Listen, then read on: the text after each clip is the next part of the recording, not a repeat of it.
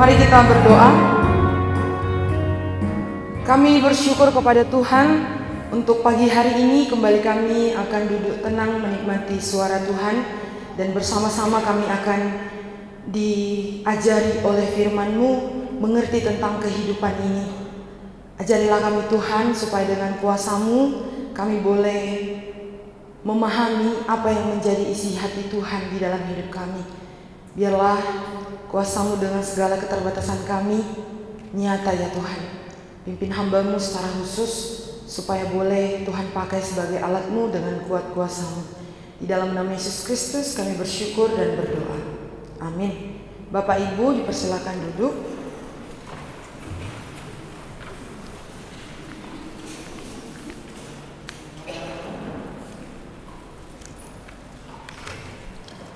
Selamat pagi bagi kita semuanya. Selamat pagi Bapak Ibu dan saudara-saudari sekalian. Baik, kita bersyukur kepada Tuhan, dan secara khusus kembali lagi dengan saya di sesi yang kelima. Biarlah di sesi yang kelima ini kita sudah semakin menemukan runtutan dari sesi demi sesi dan mengerti tema kita, mencari namun tak menemukan, sehingga pulang dari Bible Camp ini pun kita nanti sudah menemukan yang kucari. Tidak lagi seperti tema kita, tetapi sebaliknya. Kita bersyukur hari ini kita masuk di sesi yang kelima sebagai lanjutan dari kunci kebahagiaan di sesi yang tadi malam. Dan untuk sesi yang kelima kita akan membuka Alkitab kita dari Pengkhotbah 12. Pengkhotbah 12 ayat 1 sampai 8. Pengkhotbah 12 ayat 1 dan 8. Saya meminta kaum Adam ayat 1, kaum Hawa ayat 2, demikian bergantian sampai ayat yang ke-8. Kaum Adam ayat 1, kaum Hawa ayat 2, demikian bergantian sampai ayat yang ke-8.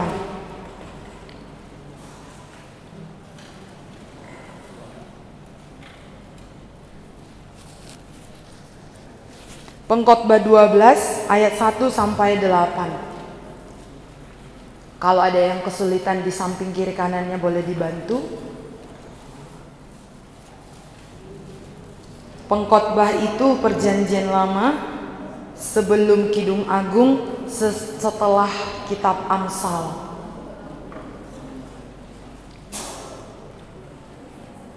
Pengkhotbah 12 ayat 1 sampai 8. Kaum Adam ayat 1, kaum Hawa ayat 2, demikian bergantian sampai ayat yang ke-8.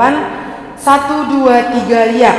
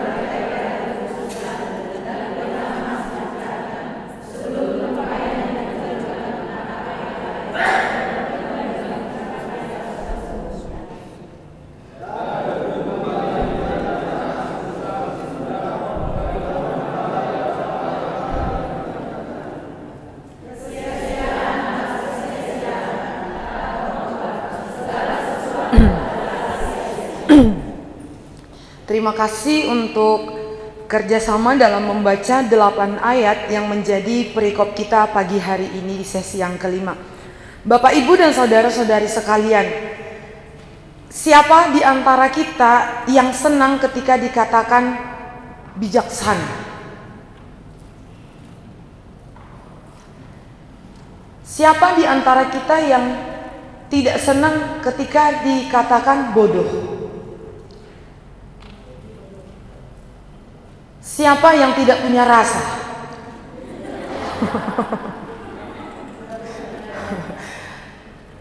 Siapa di antara kita yang tidak senang ketika dikatakan bijaksana? Tentu tidak ada. Semua senang. Justru tidak senang kalau dikatakan bodoh. Kan begitu ya Bapak Ibu, apalagi kalau orang tua yang dibilang bodoh. Langsung jawab orang tua apa? Kau tidur di bawah ketekku, udah macam-macam kau, katanya kan. Tetapi Bapak Ibu dan saudara-saudari sekalian, kitab Pengkhotbah menjadi satu kitab yang menarik, karena di kitab ini disingkapkan tentang kebodohan, kesia-siaan, dan frustasi dari hikmat manusia. Bapak Ibu, penulis kitab Pengkhotbah adalah seorang raja yang pernah memimpin bangsa Israel, dan dia adalah raja yang terakhir, raja besar, raja yang ketiga yang memimpin bangsa Israel. Namun Bapak Ibu, dikatakan di dalam kitab Perjanjian Lama, kitab Tawarik, tidak ada orang sebijaksana seperti Salomo dari raja-raja sebelumnya. Ketika Salomo pernah berdoa kepada Tuhan untuk memimpin bangsa yang besar, dia minta hikmat. Lalu Tuhan kasih, dan Tuhan tambahkan juga kekayaan. Dan dikatakan Alkitab bahwa tidak ada orang yang lebih berhikmat dari Salomo. Tetapi menariknya, justru yang berhikmat ini yang mengakui bahwa segala hikmatnya adalah sia-sia. Kalau tadi malam sesi khotbah kita, kalau seorang raja yang kaya, yang punya jabatan, yang punya segalanya berkata, berbahagialah orang yang diampuni dosanya, kita bisa terima. Kenapa? Karena kalau orang yang gak punya duit bilang, duit itu gak segalanya, apa kata kita? Iyalah, orang gak ada duitmu. Ya kau bilanglah duit itu gak segalanya. Tapi yang bilang itu adalah raja. Sama dengan hari ini. Kalau tadi yang bilang ini adalah orang bodoh-bodoh yang kalau dipanggil, lalu kalau dia bilang hikmat itu nggak berguna, sia-sia, apa kita bilang? Ya iyalah, orang kau nggak tahu apa-apa, kan gitu. Tapi yang berkata ini adalah seorang raja yang punya hikmat, bahkan tidak ada orang yang lebih berhikmat dari dia, dari semua raja-raja yang telah memimpin. Maka sangat menarik. Nanti PR-nya pulang Bible Camp, bacalah kitab Pengkhotbah dari pasal 1 sampai pasal 12. Mungkin Bapak Ibu akan tersentak di pasal 4. Semoga. Karena di pasal 4 penulis Pengkhotbah berkata, manusia sama dengan binatang. Jangan sakit hati karena yang bilang itu firman Tuhan. Kalau sakit hati nanti pulang dengan kecewa masuk neraka. Tapi kalau terima, pulang menerima Tuhan Yesus masuk sorga. Bapak Ibu dan saudara-saudari, bagaimana dan mengapa Pengkhotbah mengungkap bahwa segala sesuatu adalah sia-sia? Jadi beberapa kali nanti kita temukan di dalam Pengkhotbah ini kata sia-sia. Semuanya sia-sia, semuanya sia-sia, semuanya sia-sia, semuanya sia-sia. Kita akan menyaksikan nanti bagaimana kesia-siaan yang diungkap oleh Raja Salomo. Mengapa dikatakan semua sia-sia? Jawabannya adalah Sebab segala sesuatu yang dikejar-kejar oleh pengkhotbah ini sesungguhnya tidak bisa memberi kepuasan yang ia cari selama ini. Bapak Ibu, ada sesuatu yang disampaikan oleh Salomo. Kalau kita boleh membuka kitab pengkhotbah di pasal 1. Mari kita buka sejenak pengkhotbah pasal 1. Kita mundur. Oke, kita mundur di pasal 1. Mari kita lihat ayat 12. Bapak Ibu, di perikop ayat 12 sampai 18. Silakan Bapak Ibu baca hanya ayat yang ke-12. 1, 2, 3 ya.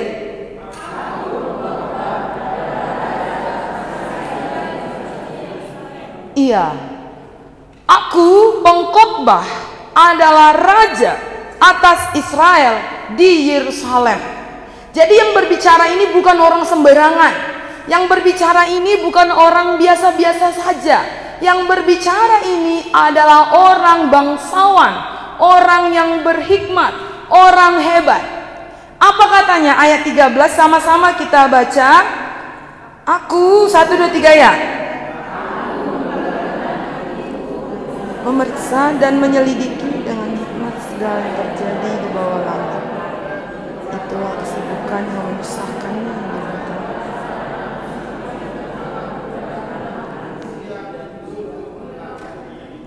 Oke, ayat 13. Aku membulatkan hatiku untuk memeriksa dan menyelidiki dengan hikmat segala yang terjadi di bawah langit.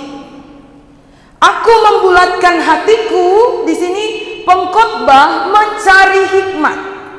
Memahami hikmat dan pengetahuan, kebodohan dan kebebalan adalah suatu pekerjaan yang melelahkan.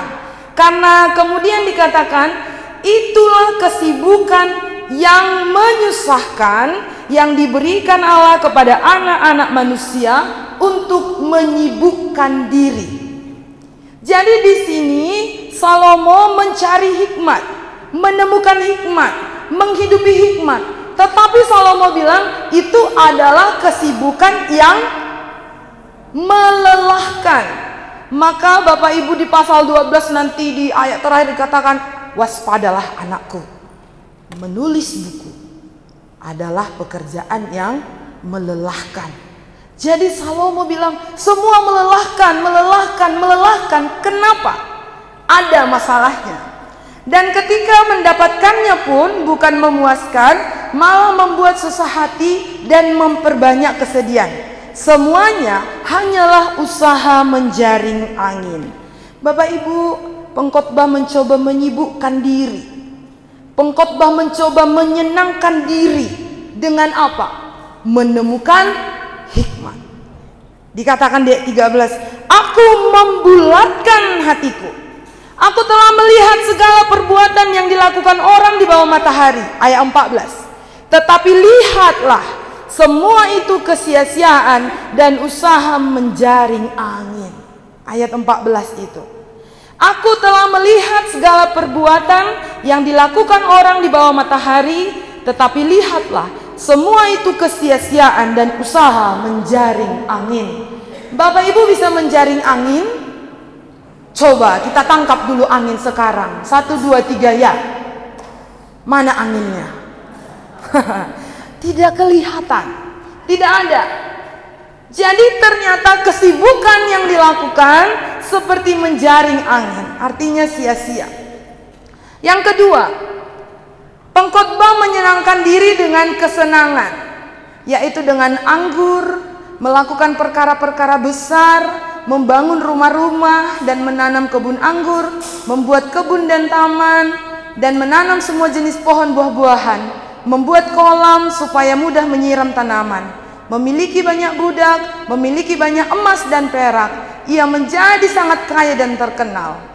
Pengkhotbah memiliki segala sesuatu yang diinginkan orang. Itu di pasal 2. Jadi Salomo mencari hikmat. Salomo menemukan hikmat, tapi dia tidak temukan kebahagiaan. Dia tidak temukan kepuasan.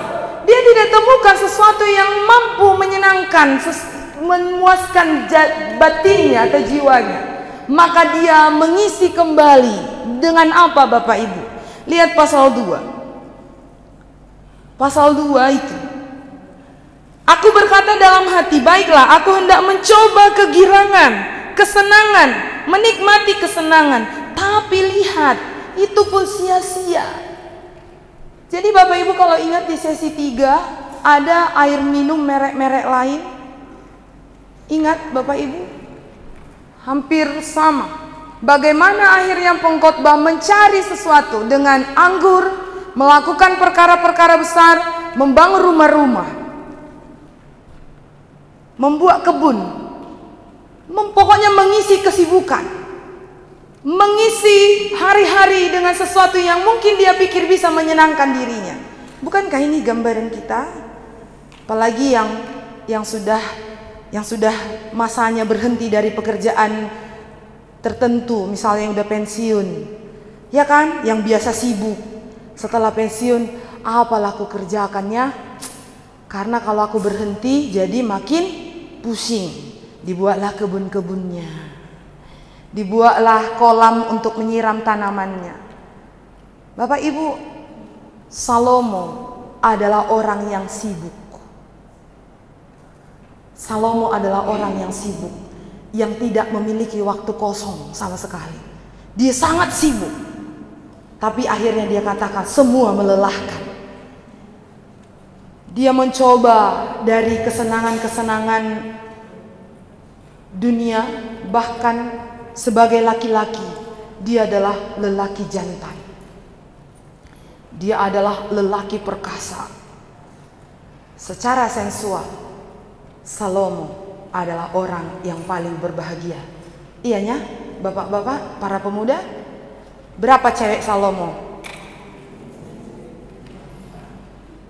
Berapa ceweknya? 1000 Bapak Ibu. Ada yang sah, ada yang gak sah. Ceweknya 1000 Bapak Ibu. 1 tahun berapa hari? 360. Tahun ini 366 karena tahun kabisat. Februari kemarin 29 hari. Tahun ini 366. Tapi katakanlah setiap tahun 365. 1000. Berarti berapa tahun itu Bapak Ibu? Ganti tiap malam. Kalau konsep kita ya. Tapi kan nggak tahu ya konsep pada waktu itu apakah seperti itu. Tapi ceweknya 1000. Mau bilang apa? Ayo, ada yang lebih jantan di sini? Ada yang mau bicara? Aku masih lebih hebat. Cewekku 1001. Pokoknya lebih satu dari Salomo gitu. Salomo adalah orang yang dari segi sudut manapun bukan orang yang kekurangan. Soal kepintaran, pengetahuan, dia orang paling berhikmat. Bahkan dia membulatkan hatinya. Dia orang pintar, dia bukan orang yang malas, dia orang yang rajin. Maka di pasal tadi, aku membulatkan hatiku untuk mencari hikmat. Setelah itu dia juga sibuk dengan segala kesibukannya. Lalu di pasal 2 ayat 8, aku juga mengumpulkan bagiku perak, emas, harta benda raja-raja dan daerah-daerah. Aku mengambil bagiku para penyanyi pria dan wanita, dan banyak selir kenikmatan anak-anak manusia. Dari sudut mana lagi Salomo tidak terisi? Tidak ada Bapak Ibu. Dari segi pelayan punya, dari segi harta punya, dari segi kekuasaan punya, dari segi yang lain semua punya. Tapi akhirnya Salomo bilang apa? Segala sesuatu adalah sia-sia dan usaha menjaring angin. Kemudian yang ketiga, pengkhotbah kembali lagi berpikir, mungkin hikmat jalan keluarnya. Udah dia mencari hikmat, namun gak ketemu. Dia cari lagi kesenangan yang lain, gak ketemu. Ya udah, balik lagi lah aku ke hikmat. Balik lagi ke hikmat pasal 2. Mari kita lihat pasal 2 ayat 12. Lalu aku berpaling untuk meninjau hikmat, juga kekonyolan dan kebodohan, Sesungguhnya apa yang dapat dilakukan orang yang menggantikan raja selain yang telah dilakukan? Salomo kembali lagi meninjau hikmat, kebodohan, dan kebebalan. Ia berpikir bahwa hikmat lebih baik dari kebodohan. Namun ia kembali menemukan bahwa baik yang berhikmat dan yang bodoh semuanya akan kembali kepada debu. Semuanya akan kembali kepada debu. Jadi sebenarnya keduanya sama saja. Semuanya hanyalah sia-sia. Di ayat 25 pasal 2. Karena siapa dapat makan dan merasakan kenikmatan di luar. Di luar siapa? Berarti ketika terisi di dalam seluruh segi kehidupan, Salomo katakan semua sia-sia, masalahnya apa? Bapak Ibu, apa masalah yang terjadi? Kenapa Salomo katakan semua sia-sia padahal dari seluruh aspek hidupnya seluruhnya terisi dengan melimpah? Ini masalahnya. Siapa dapat makan dan minum dan merasakan kenikmatan di luar? Dia. Berarti masalah yang hendak disampaikan oleh penulis kitab Pengkhotbah apa, Bapak Ibu? Belum ketemu? Di luar dia. Dia itu siapa? Pasal 12 ayat 1. Mari kita masuk di pasal 12 ayat 1. Pasal 12 ayat 1. Dia ini siapa? Dia ini siapa? Kita lihat ayat 12 ayat 1. Kita baca bersama-sama 1, 2, 3 ya. Ingatlah akan penciptamu pada masa mudamu, sebelum tiba hari-hari yang malang dan mendekat tahun-tahun yang kau katakan di dalamnya. Jadi dia yang dimaksud ini adalah siapa? Pencipta. Ingatlah penciptamu pada masa mudamu, kata Tuhan.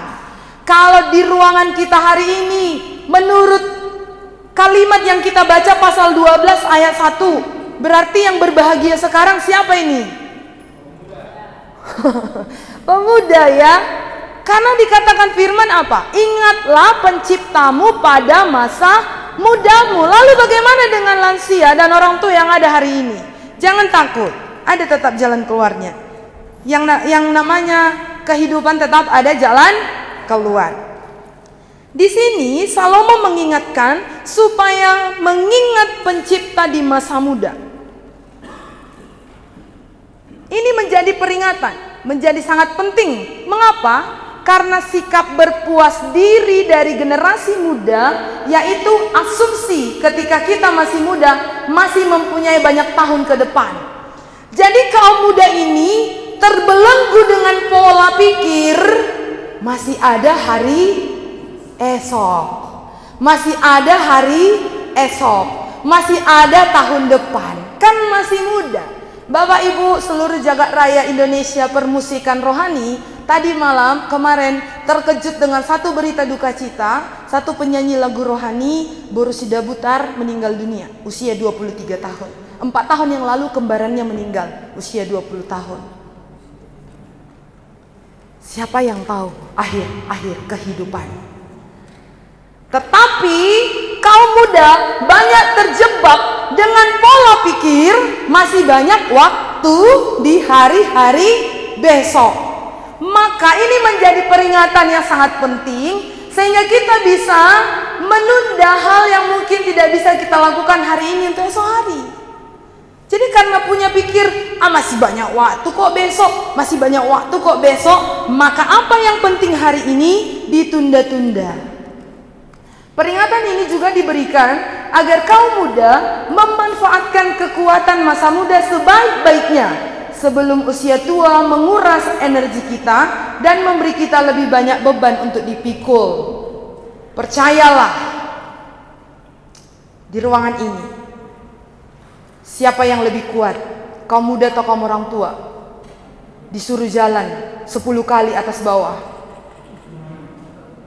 kaum orang tua akan bilang, napa mateho nau nama hamu, membunuh kami kalian, karena mereka tidak akan sanggup lagi. Tapi kaum muda sanggup? Sanggup. Jadi sebenarnya ketika pengkhotbah bilang ingatlah penciptamu pada masa mudamu, ini menjadi peringatan yang sangat penting karena masa muda adalah masa yang sangat berharga untuk dipakai bagi kemuliaan Tuhan. Maka ketika kita runut dari sesi 1, 2, 3, 4 sampai di hari ini sesi yang kelima, kehidupan manusia yang mulanya sempurna, rusak karena dosa, ditawarkan jalan keluar, air hidup, ditawarkan kunci kebahagiaan, pengampunan, ini menjadi jalan keluar supaya orang-orang yang hidup di bawah matahari memperoleh kekuatan untuk hidup berkenan seperti semula Tuhan ciptakan. Karena kesempurnaan pertama sudah rusak oleh dosa, maka kesempurnaan itu dikembalikan di dalam Yesus Kristus. Maka semua orang yang ada di bawah matahari harus mengingat pencipta yang sekarang kita kenal di dalam Yesus Kristus. Pencipta kita siapa? Allah yang hidup. Allah yang hidup yang adalah roh telah menjelma menjadi manusia. Itulah Yesus Kristus, dialah pencipta kita. Maka siapa pencipta kita? Yesus Kristus. Berarti kalau pengkhotbah 12 bilang ingat pencipta, berarti ingat siapa? Ingat Tuhan Yesus. Kapan? Kapan Bapak Ibu? Oke, kita masih di ayat 1. Kapan mengingat pencipta? Pada masa muda. Penundaan menjadi penyakit manusia. Di kitab Perjanjian Lama, di kitab Hagai, ada satu peristiwa yang membuat bangsa Israel menjadi bodoh. Di Hagai 1 ayat 2, di situ orang-orang Yahudi yang kembali dari pembuangan di Babel, mereka menunda-nunda melakukan perkara besar bersama Tuhan karena mereka berada dalam kelesuan rohani yang akhirnya selalu menunda-nunda. Mereka disuruh waktu itu membangun bait Allah, tapi mereka bilang tunda dulu, nanti dulu, nanti dulu. Mereka melewatkan kesempatan. Maka di sini Salomo mengungkap dengan jelas bagaimana manusia di bawah matahari seharusnya mengingat pencipta. Pada masa muda, sebelum tiba hari-hari yang malang dan mendekat tahun-tahun yang kau katakan. Jadi akan ada hari-hari yang malang. Apa itu hari-hari yang malang? Dijelaskan di ayat 2. Bapak Ibu silakan kaum orang tua membaca ayat 2, 1, 2, 3 ya. Sebelum matahari dan terang, bulan dan bintang-bintang menjadi gelap, dan awan-awan datang kembali sesudah hujan. Iya. Jadi apa itu hari-hari yang malang? Apa itu tahun-tahun yang akan kita katakan tidak ada kesenangan di dalamnya? Yang pertama di ayat 2, sebelum matahari dan terang, bulan dan bintang-bintang menjadi gelap, awan-awan kembali sesudah hujan.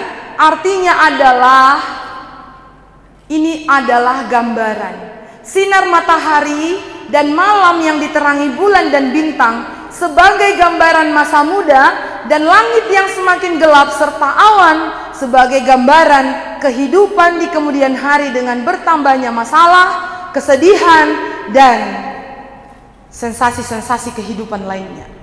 Lihatlah kehidupan kita. Arti ayat 2 ini apa? Yang cerah akan menjadi, yang kuat, yang ketat akan menjadi, yang cantik, yang apalah namanya, lawan katanya yang keribut, yang mulus, kencang akan menjadi keriput. Keglowingan waktu masa muda pasti akan berubah menjadi apa? Iya kan? Pasti pasti beda. Jadi akan ada masanya dari yang terang seperti sinar matahari menjadi bulan. Tetap terang, tapi kalau matahari kan terang pada terang, kalau bulan hanya terang pada waktu malam. Jadi ada perbedaan. Jadi ini adalah gambaran bagaimana kehidupan manusia yang dari muda akan menjadi tua. Jadi itu hari-hari yang malang. Lalu kita lihat ayat 3. Ayat 3, satu orang anak muda. Baca. 1, 2, 3 ya. Nunggu-nunggu kan kalian merendah. Silakan 1, 2, 3 anak muda ayat 3. 1, 2, 3 ya. Itulah kan disuruh satu orang rame-rame tapi tanggung-tanggung. Silakan satu orang anak muda 1, 2, 3 ya. Pada waktu penjaga-penjaga rumah makan dan orang-orang tua membungkuk dan perempuan-perempuan penggiling berhenti karena berkurang jumlahnya, dan yang melihat dari jendela semuanya menjadi takut. Jadi ayat 3 ini juga ayat 2 sampai ayat 6. Nanti kita lihat ini adalah gambaran hari-hari yang malang Bapak Ibu. Kita lihat ayat 3. Penjaga rumah adalah tangan-tangan yang mulai gemetar di usia tua.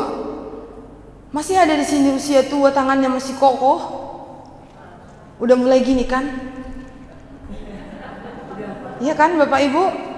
Nah, kali ini tadi kan agak pada masa muda. Sekarang kita akan mendengarkan banyak kesaksian kaum orang tua ini. Ya, bertambahnya usia kita mulai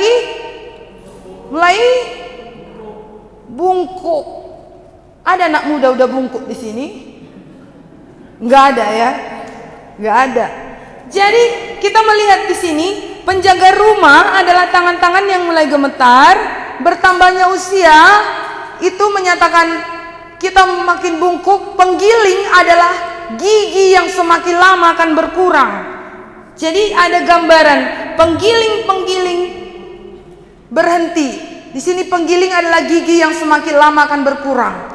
Ada di sini lansia yang sudah mulai ompong? Ada. Penglihatan yang semakin lama akan kabur. Benar ini? Atau makin tua makin terang benderang? Ada? Gak ada ya. Berarti firman Tuhan genap di dalam kehidupan para lansia ya. Genap. Ayat 4. Ayat 4, kaum ibu, silakan baca satu orang. Dan pintu-pintu di tepi jalan tertutup, dan bunyi penggilingan menjadi lemah, dan suara menjadi seperti kicauan burung, dan semua penyanyi perempuan tunduk. Iya, terima kasih. Kita lihat ayat 4. Pintu-pintu di tepi jalan tertutup maksudnya adalah pendengaran yang semakin melemah. Seiring satu demi satu indera kita melemah juga. Jadi pintu-pintu tertutup maksudnya, pintu-pintu di tepi jalan tertutup maksudnya adalah para manusia yang hidup di bawah matahari dari mudanya berjalannya waktu akan semakin menemukan kesulitan, akan menemukan hari-hari yang malang. Matanya kabur, badannya makin bungkuk, yang kencang makin keriput, yang pendengarannya akan semakin berkurang. Siapa yang kita kenal di sini yang sudah berkurang pendengarannya? Salah satu yang kita tahu adalah salah satu, bukan salah satu, ya banyak lah ya. Lansia benarnya pendengarannya udah mulai berkurang. Kaum muda ada yang udah berkurang pendengarannya. Itu efek itu perlu ditinjau ulang. Itu efek apa pendengarannya? Kalau udah makin nengel, ya kan? Dipanggil, hey, nggak dengar. Terus pas dipanggil kuat kali katanya. Kan serba salah. Pas dipanggil pelan nggak disahut. Pas dipanggil kuat marah. Pelan, kuat kali suaramu katanya. Jadi mau apa anak muda? Bertobat. Ayat 4. Udah ya, jadi pintu-pintu di tepi jalan maksudnya pendengaran yang semakin berkurang. Kita lihat lagi ayat 5. Ayat 5 silakan kaum bapak lagi membaca satu ayat 5. Satu orang. Silakan.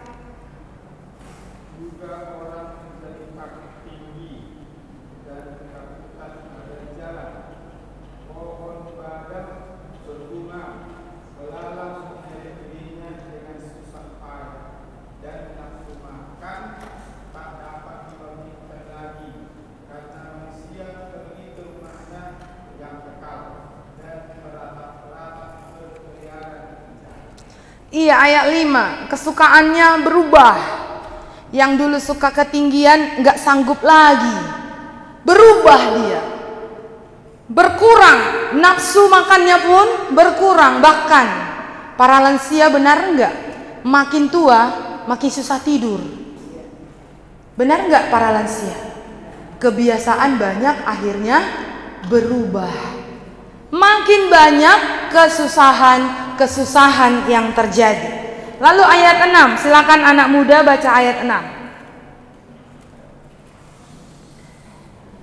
Susah kali anak muda ini.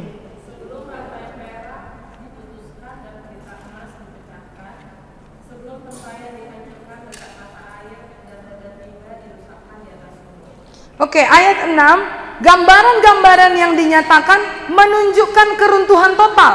Sebagaimana sesuatu yang berharga diikat dan kemudian talinya putus, maka itu akan pecah berkeping-keping dan itu tidak dapat diperbaiki. Artinya apa?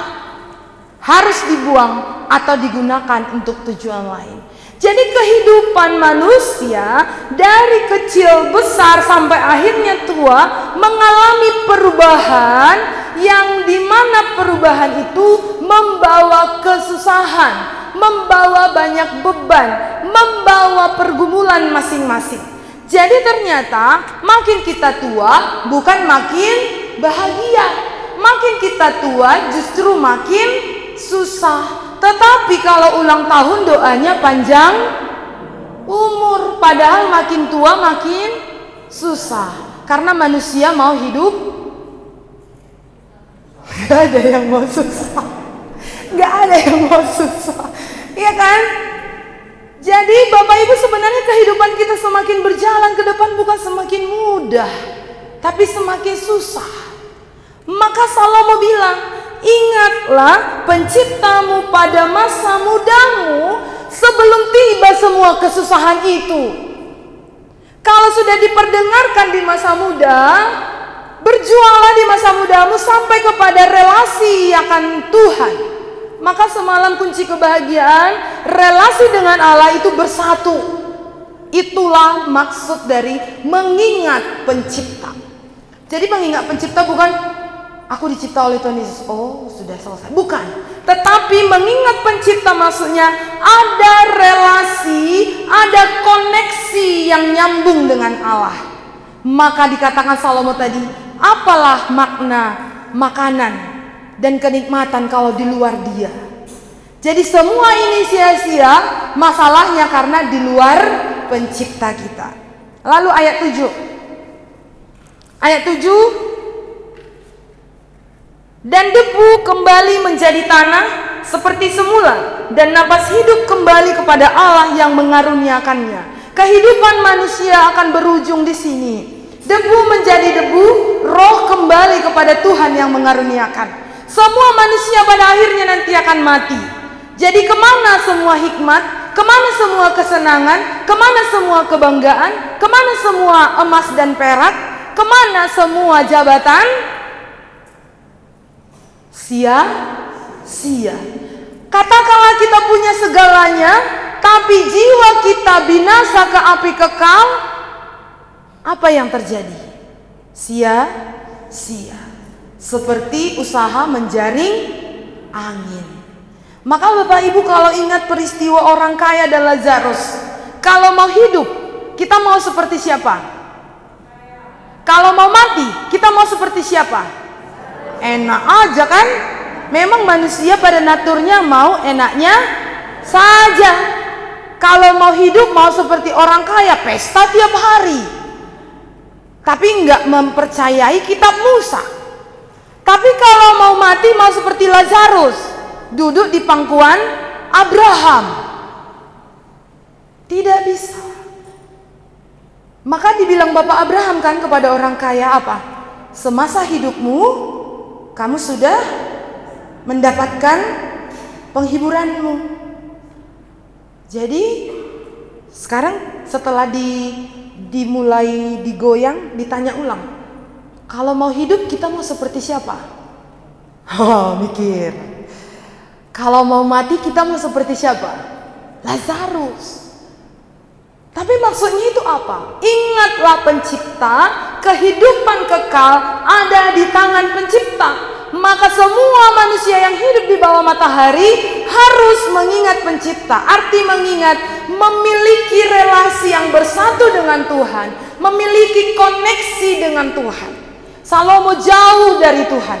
Dia berjalan sesuai maunya. Dia berjalan di dalam kesenangannya. Dia berjalan di dalam kehendaknya. Maka dia bilang semua sia-sia. Tapi di pasal 12 dia tutup, ingat penciptamu. Karena ternyata semua yang kukejar selama ini, guys, sia-sia. Hikmat sia-sia. Kesenangan sia-sia.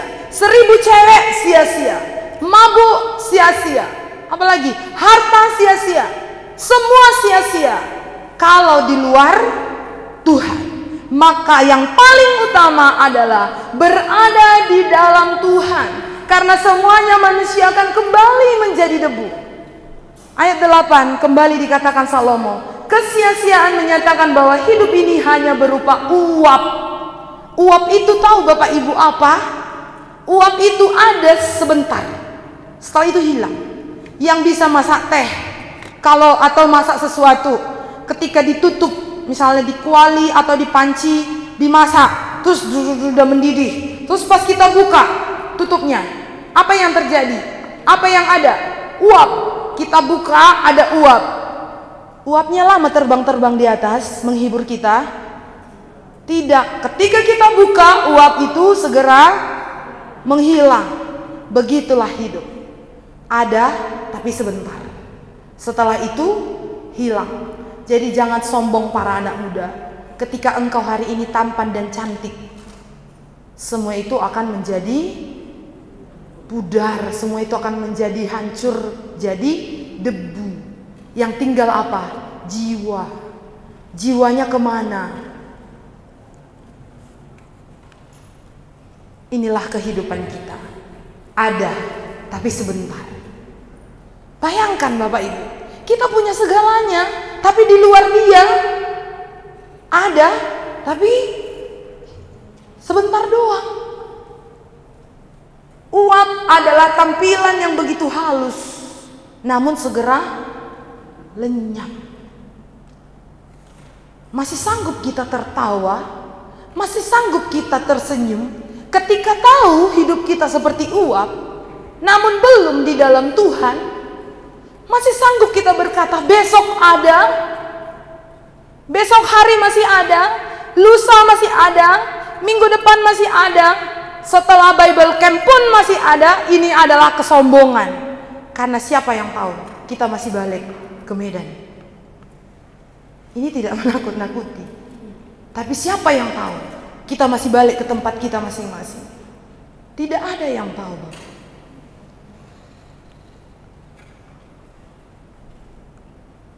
Coba bayangkan masa kecil kita. Siapa di sini masa kecilnya imut, setelah tua amit? Kecilnya imut-imut, setelah tua amit-amit. Iya. Baik masa muda atau tua. Jadi tadi kan Salomo bilang, ingatlah penciptamu kapan? Pada masa mudamu. Hai anak muda, ingatlah pada masa muda. Lalu bagaimana dengan orang tua? Mungkin diperdengarkan Injil itu udah masa tua. Jadi gimana? Udah habis waktu belum? Inilah kesempatan. Baik muda maupun tua, kita di sisi kubur yang tidak akan berlangsung selamanya. Sama, baik anak muda dan tua akan selesai. Yang berbahagia adalah yang mengambil kesempatan. Suatu hari akan tiba di mana kita akan berdiri di hadapan pencipta kita, dan dia akan mengungkap bagaimana kita mengingat dia. Artinya bagaimana kita berelasi dengan dia. Jadi ini kita dari kecil sampai kita besar. Jangan nanti Bapak Ibu ketika kita berdiri di hadapan pencipta, kita seperti ini. Waktu diperhadapkan kembali kehidupannya selanjutnya, apa? Waktu dia hidup seperti kita sekarang Bible Camp. Waktu dia diperdengarkan firman, nah ini misrani lah gambarannya misalnya. Atau nanti sesi berikutnya. Waktu diceritakan, ingat penciptamu pada masa mudamu, jangan tunda-tunda. Lalu peserta-peserta Bible Camp, alah, besok masih ada nyamis. Siap Bible Camp. Akhirnya Tuhan bilang, pada malam ini juga jiwamu diambil daripadamu. Itu orang muda yang, orang kaya yang bodoh ya. Pada malam ini juga jiwamu diambil daripadamu, kata Tuhan. Lalu diperhadapkan di hadapan pencipta. Setelah diperhadapkan, Bapak Ibu, apa yang terjadi? Dia malu. Malunya, cara mengungkapkan malunya, tahu nggak apa katanya? Pasti ini waktu udah dihakimi ya, udah di tubuhnya udah jadi debu, jiwanya udah kembali ke pencipta, dihakimi. Karena nanti kita akan berdiri di hadapan pencipta. Jadi meskipun sekarang kita berkata sudah atau belum, kita nanti akan berdiri di hadapan pencipta. Tahu nggak yang bilang, alah besok masih ada? Tahu nggak apa katanya? Pasti, ini saya bacakan ya, ini kata dia. Pasti waktu itu pikiran saya tidak waras. Setelah di penghakiman diakui dia gila. Setelah di hadapan pencipta akhirnya dia mengakui bahwa kondisinya tidak waras. Tapi selama hidup dia merasa paling berhikmat. Coba tanya dalam diri, siapa kita lebih berhikmat? Kita atau Salomo? Tapi Salomo pun bilang semua sia-sia di luar dia. Berarti kita yang tidak ada apa-apanya dengan Salomo, kita bilang semuanya sangat berguna dan tidak sia-sia. Terbalik, biasanya nanti kita akan menyaksikannya, pemimpin-pemimpin kelompoknya. Coba nanti tanya kelompoknya, mereka membalikkan atau menerima kebenaran. Yang membalikkan adalah orang-orang yang bijaksana, lebih bijaksana dari Salomo. Nanti kita lihat banyak yang lebih bijak nanti dari Salomo. Kalau kita sudah mengingat sifatnya dan perbuatannya, bertobat dari dosa-dosa kita, dan percaya kepada Yesus saja, maka kita akan mewarisi hidup kekal. Namun, jika kita mati tanpa mengingat Tuhan, ingat, mengingat pencipta itu, berelasi dengan Tuhan, berkoneksi dengan Tuhan, bersatu dengan Tuhan. Tapi jika kita tidak mengingat Tuhan, kita akan menderita sengsara di kematian yang kekal, yaitu api neraka. Lihatlah gambar ini. Inilah peserta-peserta Bible Camp. Siapalah ini kira-kira? Ini lagi tertegun. Hah? Selama ini berarti aku di jalan menuju neraka. Sekarang ada jalan ke surga. Nah, dia lagi tertegun nih, tertegun. Ini siapa ini sekarang? Enggak ada lagi kesempatan. Ini tadi yang bilang aku udah gak waras waktu itu. Ini udah jatuh dia. Ini masih di ambang batas. Ini di ambang batas ini, di ambang batas. Dia kompak ini, suami istri kayaknya ini berpegangan tangan dia. Iya, kompak ini nih, berpegangan tangan mereka. Ayolah, beb, kita hidup bersama, mati bersama. Di dunia sama, di akhirat pun sama. Terakhir di neraka. Kenapa kau ajak aku di sini? Katamu kau membahagiakan aku, tapi kau bawa aku ke neraka katanya kan? Nah, inilah kita peserta-peserta Bible Camp. Nih. Di sini masih ada kesempatan. Karena ternyata semua sia-sia. Bapak Ibu yang sudah punya rumah, anaknya 4, rumahnya udah 5. Kenapa? rumah dia bersama suaminya, untuk anaknya yang pertama, untuk anaknya yang kedua, untuk anaknya yang ketiga, untuk anaknya yang keempat. Udah disiapkan semua. Jadi mati pun dia, udah ada rumah anak-anaknya, udah ada untuk dikontrakkan satu. Kalau dua-duanya suami istri udah mati, udah ada bekal. Mana tahu gitu. Udah ada kebunnya di sana, untuk anak pertama di sana ya, anak kedua di sana, anak ketiga di sana, anak keempat di sana. Semua sudah punya hikmat. Itu hikmat ya Bapak Ibu. Hikmat hidup di dunia itu hikmat. Tetapi kalau kita menuju ke sini, apa kata Salomo? Sia-sia. Yang punya sawit, ya kan Pung? Udah ada sawitku untuk cucuku. Karena cucuku hamba Tuhan, gak ada hartanya itu, kata Opung Desi kan misalnya. Gak ada hartanya itu, kubuatlah warisan untuk dia sawit katanya. Tapi kalau opungnya gak masuk ke sini apa? Sia-sia. Jadi hidup kita mau berguna ini nih. Jadi gak ada pun hartanya, tapi kalau masuk surga bahagia. Atau banyak pun hartanya, masuk surga bahagia. Banyak hartanya atau gak ada pun hartanya, kalau masuk neraka bahaya. Iya. Masuk surga bahagia, masuk neraka bahaya. Kita mau yang mana? Bahagia atau bahaya? Anak muda, masa lebih semangat lansia? Jangan kalian bilang lansia udah di ambang batas. Tidak.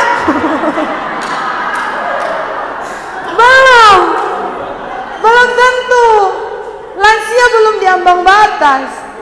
Ada satu keluarga, orang tuanya udah tua, yang mati duluan anaknya satu-satu. Ini Opung Pardede, mana Opung? Oh iya, Opung Pardede udah tua kan? Mana Opung? Oh iya, Opung udah tua. Tapi Bapak Ibu tahu nggak siapa yang dulu meninggal? Cucunya, muda. Tahun lalu itu ya, Opung ya. Jadi mau bilang anak muda mau bilang apa? Ya udah lebih semangat mereka karena udah di ambang batas. Belum tentu kita bisa duluan dari mereka atau sebaliknya. Tapi yang pasti apa? Kemana nanti kehidupanku? Sia-sia atau enggak? Jangan nanti tua dulu ya anak muda, susah nanti. Akhirnya menyesal. Bapak Ibu tahu nggak nanti di neraka kata apa yang ada? Bukan kata I love you. Tahu nggak kata apa yang ada nanti di neraka? Seandainya. Itulah nanti yang ada di neraka. Seandainya lah dulu aku bertobat. Seandainya lah dulu ku terima itu. Seandainya. Kata seandainya lah yang ada nanti di neraka. Artinya apa? Penyesalan. Maka jangan sampai menyesal. Ternyata sudah selesai slide kita. Jadi Bapak Ibu, kehidupan kita akan berakhir. Semuanya akan berakhir. Pertanyaannya, sudahkah aku mengingat Dia yang adalah penciptaku? Sudahkah aku berelasi, bersatu, punya koneksi dengan Tuhan? Pikirkan, jangan tunda-tunda. Karena ternyata menunda itu adalah bentuk dari kelesuan secara rohani. Itu yang pernah dialami bangsa Israel waktu pembangunan Allah. Selamat merenungkan. Tuhan Yesus memberkati. Mari kita berdoa.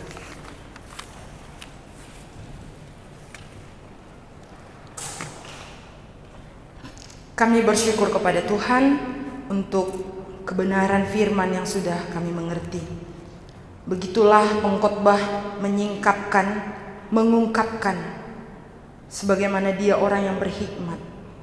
Oleh karena itu Tuhan, ajarilah kami supaya kami boleh melihat bagaimana ternyata orang yang berhikmat sekalipun, yang memiliki segala sesuatu di bawah matahari, berkata semua sia-sia jika di luar Tuhan. Berarti kebahagiaan satu-satunya ketika kami berada di dalam Tuhan.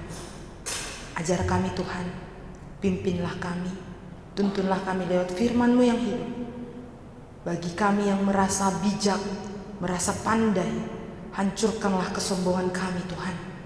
Supaya dengan sikap yang rendah hati, merasa tidak ada apa-apanya datang kepadamu, dan memperoleh hal yang berharga dari Tuhan. Tolonglah kami, baik di masa muda kami, baik di masa tua kami, supaya kami adalah orang-orang yang berbahagia karena memiliki kekekalan di dalam Yesus Kristus. Dan itulah menjadi jaminan hidup kami selama kami hidup. Kami bersyukur untuk sesi ini. Tuhanlah yang akan meneruskan untuk setiap firman yang sudah diberitakan. Di dalam nama Yesus Kristus kami bersyukur dan berdoa. Amin.